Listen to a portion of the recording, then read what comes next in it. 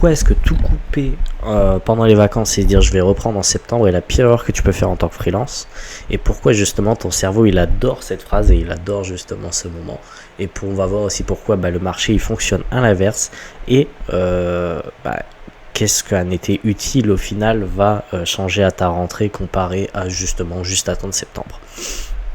Donc la phrase que j'entends tous les gens à la même période, mot pour mot, c'est vraiment le moment où en fait leur mission est se termine et ils vont se dire allez, là c'est mort, c'est les vacances, il n'y a plus rien, je reprends en septembre.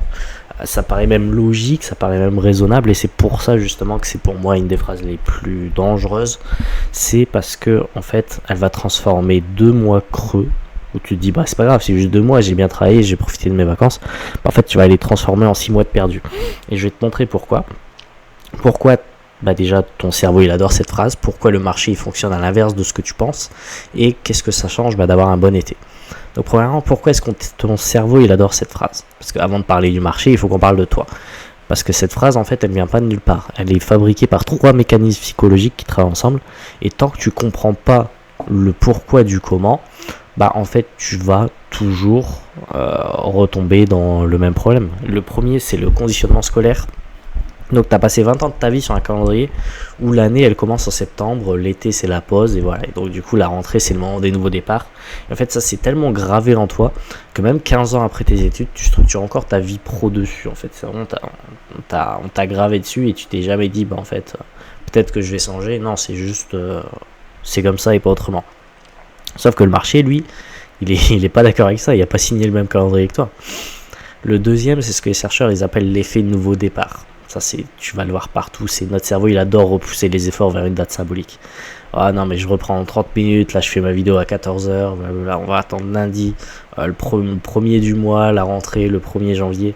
Ça te donne l'impression de prendre une vraie décision, tu dis ça y est je vais le faire, alors que tu viens juste de t'offrir une excuse pour retarder ce que tu dois faire, juste en mettant une date dessus, en disant non mais je reprends en septembre. Et c'est le même mécanisme que quand tu dis je commence le sport lundi. On sait tous comment ça se finit en fait quand tu te dis ça quoi. La troisième, c'est la permission sociale. En été, tout le monde y ralentit, tout le monde fait la même chose, ton client il est en congé, LinkedIn il tourne le ralenti, et tout ça, ça te donne l'impression d'être ok de ne rien faire. Parce que si tu procrastines en mars et tu trouves pas de mission, la plupart du temps tu vas penser que c'est honteux, que ça va se voir et que tu vas culpabiliser à faire ça. Tandis que procrastiner en juillet, ça ressemble à de la sagesse, parce que dans tout cas il n'y a pas de mission, donc pourquoi s'embêter? Et c'est vraiment ça le piège, c'est cette phrase en fait, c'est la seule procrastination de l'année où en fait tu as l'impression de faire quelque chose de bien. Tu te dis c'est normal en fait. Mais le truc c'est que la réalité du marché, septembre il se définit pas dans 8 mois en fait. Septembre il se définit maintenant. Donc maintenant on va regarder justement ce que fait réellement le marché pendant que toi tu reprends en septembre. Donc les missions qui démarrent à la rentrée, elles sortent pas du néant le 2 septembre au matin. Les budgets ça a été arbitré bien avant, les besoins sont identifiés, les décideurs ils veulent que ça démarre vite à la rentrée, donc qu'est-ce qu'il veut faire? Ils vont sélectionner les profils maintenant. Et les ESN sont pareils, elles vont constituer leur vivier pour l'été, et comme ça, dès que le client arrive, boum, il dégaine, il place les gens dès les premières appels d'offres au plus vite. En fait, c'est un enjeu de vitesse. Tandis quand tu reprends en septembre, tu postules sur des annonces où le casting a déjà été fait, où ils ont déjà trouvé des gens 6 semaines à l'avance. T'arrives pas en avance quand t'arrives à la rentrée, t'arrives après que tout se décide. Et il y a une deuxième réalité que personne regarde justement, l'été c'est le moment le moins concurrentiel pour trouver des missions. Si tu es sur un profil qui a du mal à trouver des missions, en fait l'été c'est le meilleur moment pour toi, parce que réfléchis 2 secondes. En septembre, tous les gens qui ont eu la même idée que toi et qui ont appuyé sur le bouton snooze là, pour aller dormir en même temps, qu'est-ce qui se passe? Si tu reprends en même temps qu'eux, ton message il arrive vers une boîte veille qui arrive 40 au pire moment de l'année où ils ont le plus de volume de choix, alors qu'en juillet c'est l'inverse. Les gens sont en vacances, les boîtes veille, les recruteurs sont vides, les décideurs qui sont là, ils ont moins de réunions, ils ont plus de temps, ils sont plus détendus, ils sont moins stressés pour échanger avec toi. Si tu envoies un message, si tu prospectes en mi-juillet, tu as statistiquement plus de chances de ne pas être ghosté et d'obtenir une réponse, alors que si tu envoies un message en mi-septembre, quoi. Et le désert que tu vas voir en été, en fait, c'est un désert de concurrence, c'est pas un désert de proposition de mission. Donc le vrai coup de faire ça, le calendrier que personne ne fait. Faut faire le calcul parce que personne ne le fait, et je reprends en septembre, il a un coût précis et c'est beaucoup plus gros que les 2 mois où tu n'as juste rien fait en fait. Tu le sais si tu as vu ma vidéo juste avant sur l'intercontrat, une recherche de mission, ça met 6 à 8 voire 10 semaines à produire ses vrais résultats. Le temps de redevenir visible, de réchauffer ton réseau, que les conversations elles mûrissent, que les process ils avancent auprès des entreprises. Maintenant, pose le calendrier. Tu reprends début septembre. Qu'est-ce que ça veut dire? Tes vraies opportunités, elles arrivent fin octobre. Les processus y traînent et tu négocies pour fin novembre avec 2 semaines, à 2 semaines du gel de décembre, le moment où plus personne veut se bouger le cul avant janvier, où on se dit ouais c'est Noël. Cool, le seul process qui glisse et boum, ta signature elle part à janvier ou février. Donc en fait je coupe 2 mois, ça se passe à 5 ou 6 mois sans mission. Et à 600 balles de TJM, voilà, je ne veux pas te faire le calcul, ça fait beaucoup de sous. Envoyé juste parce que tu as pensé que c'était raisonnable de te dire je coupe tout en juillet quoi.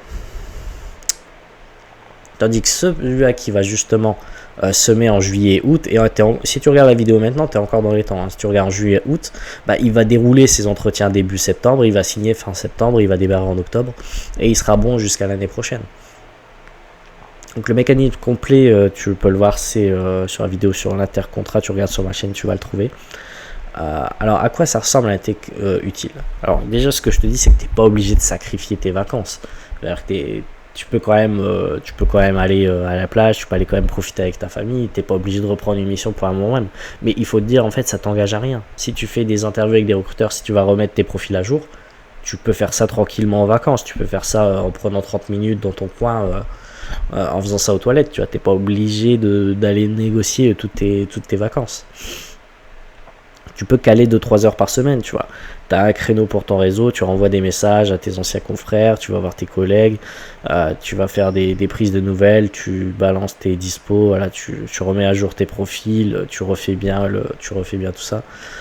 Parce que justement, les clients qui reprennent la rentrée, ils vont rechercher maintenant. Et si tu fais un petit peu de visibilité, justement, ben, tu n'as pas besoin de faire énormément, surtout à l'ère de l'IA. Bon, faut pas faire des trucs dégueulasses, mais ça va quand même beaucoup plus vite qu'avant de faire des posts pour te rendre un peu visible, quoi.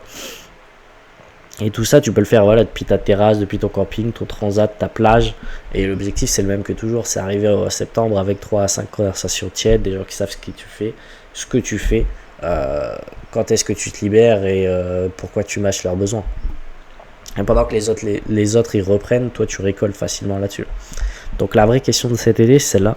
Est-ce que tu veux vite rentrer en tant que spectateur, envoyer des messages dans la cohue de septembre ou justement en position de force avec des conversations déjà chaudes pendant que les gens ils redémarrent à froid? Donc voilà, si tu veux construire ton plan d'été maintenant, savoir exactement quoi activer et qu'est-ce qui est le plus important avec tes 2 heures semaine et que justement tu n'as pas envie de transformer ton été à bidouiller toi-même pendant 800 ans et travailler 10 heures par jour et pas pouvoir profiter avec ta famille, bah justement on est là pour te faire ça le plus rapidement possible pour que septembre arrive et tu arrives avec ta mission pour septembre, justement via le pilier acquisition. Tu as le lien juste en dessous, tu réserves le créneau, on se fait un diagnostic ensemble et on te débloque tout ça pour que tu arrives en septembre le plus serein possible. Septembre appartient à ceux qui bossent en juillet. Comme d'habitude, c'est à toi de voir. Est-ce que tu vas te bouger le cul ou pas? Allez, ciao ciao.